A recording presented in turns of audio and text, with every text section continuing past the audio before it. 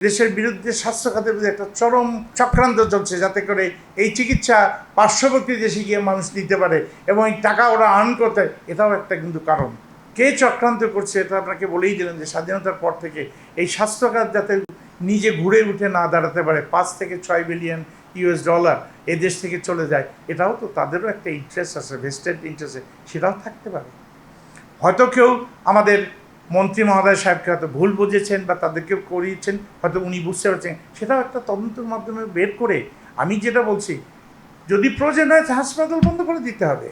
সঠিক তদন্ত করতে হবে, হুটহাট করে না করে। আর আমরা বাংলাদেশ প্রাইভেট হাসপাতাল ক্লিনিক অ্যাসোসিয়েশনকে প্রত্যেকটা কাজে আমি আপনাদের মাধ্যমে আমি সরকারের কাছে, স্বাস্থ্যমন্ত্রীর কাছে আবেদন করব, আমাদেরকে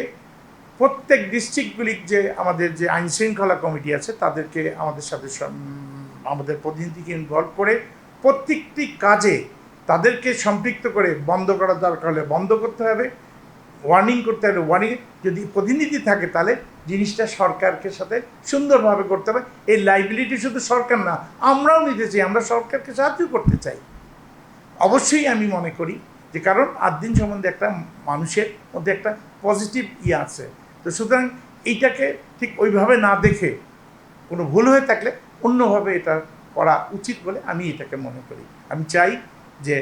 সরকার অবশ্যই 8 দিনের এই কাজটাকে পুনর্বিবেচনা করবে এবং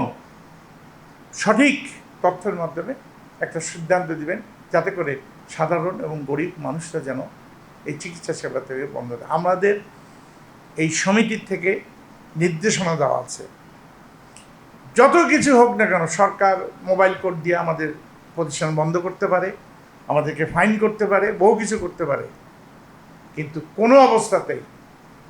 কোনো হাসপাতাল, ক্লিনিক, ডায়াগনস্টিক সেন্টার বন্ধ করা যাবে না, যাতে করে জনদুর্ভোগ বাড়ে। একটা কথা আপনি মনে করছেন, আমরা এখন পর্যন্ত সেটা সঠিক পদ্ধতিতে হোক বা স্ট্যান্ডার্ড আমাদের লো করে হলো, এখনও পর্যন্ত আমরা 73% প্রাইভেট সেক্টরকে কিন্তু এই চিকিৎসা সেবা প্রদান করছে এবং সারা পৃথিবীতেই এখন কিন্তু প্রাইভেট সেক্টরকেই করতে হবে। সরকারের পক্ষে এই এত বোঝা নেওয়া করা সম্ভব নয়, এক্ষেত্রে সবাইকে আগাতে হবে। আর ফ্রি চিকিৎসা এখানেও চিন্তা করতে হবে, সরকার তো ফ্রি চিকিৎসার জন্য দিচ্ছে, সেখানেও তাদেরকে আমাদেরকে সহযোগিতা করতে হবে এবং প্রাইভেট সেক্টর কর্পোরেট হসপিটালগুলিকেও এভাবে আগিয়ে আসতে হবে।